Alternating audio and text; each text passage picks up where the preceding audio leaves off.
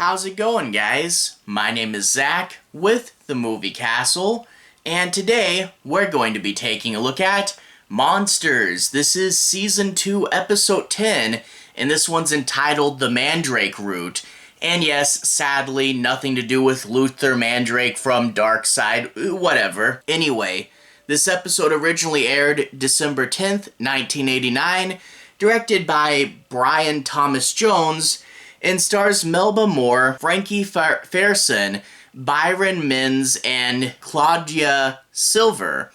And overall, I found that this episode had a good concept, but the execution wasn't 100% done right. The monster in here is a fun idea. There's a root growing in this basement of a creepy house, and it wants blood, and it will grow into a demonic mushroom person.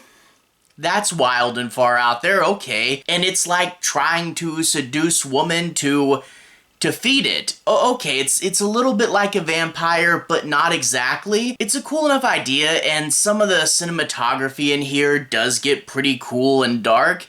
I don't mind the idea, but it's the execution. It really needed more work on the character beats, because this is one of those episodes that you're constantly going, why is she doing that? What's the motivation? Like, for real, her husband is a generally nice and happy guy, and she is way too quick to cheat on him and just falls in love with the mushroom guy. And I'm like, what's going on here? You know, maybe if the mushroom guy had like some magical power or something that was hard for her to resist, or maybe if her marriage was crumbling, then I guess I could see that. But the guy is just slightly incompetent. He doesn't read as someone that the main character would instantly leave. And then what's she even getting out of it? I guess just sex, because like the mushroom guy, you think, okay, is he gonna, be like a deal with the devil where he makes you rich and successful, or does he grant you wishes or make you live a while? I don't know. I think it's just the seduction. So it's illogical that she would do this, and I don't see why she would keep doing this. And it's like the guy goes, oh, give me blood or I'll die, but it's okay, just let me die. And I'm like, yeah, just let him die. I mean, he's killing people. Don't give him more people to kill. Just let the people killer die so less people die. It's an episode where you win if you don't do anything. And yeah, it's just, it needed a couple passes just getting those character beats right, because it's an episode that you're like, cool mushroom guy. No idea what this lady is up to or why she's doing anything she's doing. Whatever, it's far from the worst episode, and at least it was interesting. But yeah, I don't know why you're feeding him. But I guess in order to analyze it further, let's take a bit of a look at the plot. I'm not gonna do any major spoilers, but I do want to break down and analyze some things. I'll just be avoiding the ends. We open up with a husband and wife, and the wife's grandmother recently passed away, and she's there to clear out the estate.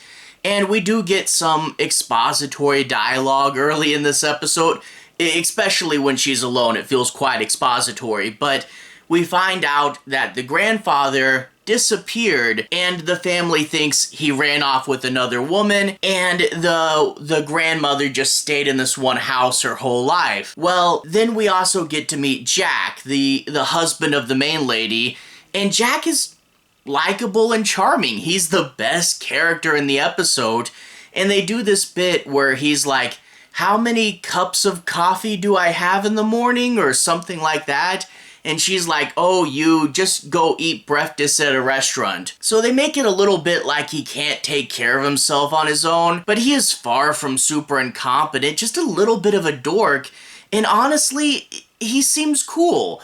If they had made it where he's super incompetent, maybe he like really jacks something up with his forgetfulness, then I guess that would be the beginning of some strife, but honestly, Jack comes off as way too likable for what she's about to do. Anyway, once he leaves on a big business trip, she goes to the basement and finds a little box there. She was told it was full of love letters, but when she opens it up, Turns out it's a magic spell. You shouldn't read it aloud. Evil Dead rules. And then she finds a root in the basement with her grandfather's ring on it. And when she tries to get it, the root bites her. And talk about an epic moment of underreaction. Ow, that root bit me. Oh well, let's just get out of here. Like, lots of blood came out. Okay, not lots, but enough blood, and the root definitely moved, but she doesn't care. She goes back there later and finds the root's way longer and then eventually connected to a guy. And I guess the basement's supposed to be way darker than it is on screen because she should have been able to see him. But she passes out for a minute. Now she reacts, I guess. And she wakes up, and the guy explains that he's, I don't know, some sort of mushroom demon. I wish they explained it better, but he was her grandmother's lover, so guess what happened to Grandpa there? We're getting kind of dark, and I guess that's fun. But basically, now that he's back, he's going to need blood or he'll shrivel and die. And she says, oh, I don't know about all this. She questions it for the smallest amount of time acceptable. And then she's like, oh, you can have my blood, but not my arm. Let me undo my shirt a little bit. And I'm like, what was wrong with Jack? Why are you feeding this thing? And of course, after that, she cheats on her husband with the Mushroom Man. And he's like, okay, cool, but now that we're lovers, I can't have your blood and feed me, Seymour. And yeah, and she's contemplating it. Contemplating murder so that she can keep alive this mushroom guy for some reason. Just let it die. What's going on here? Whatever. It does have some fun moments because the creature is original and he has this root that keeps him tied to the ground, and he's a cool character design. But honestly, what are we doing here? You needed better character moments. You needed to make us understand why she would leave her husband, and you needed better to see what we're getting out of Mr. Mushroom because, I don't know. Overall, it's got some fun moments. I can't give it a strong recommendation, but it's not the worst thing ever either.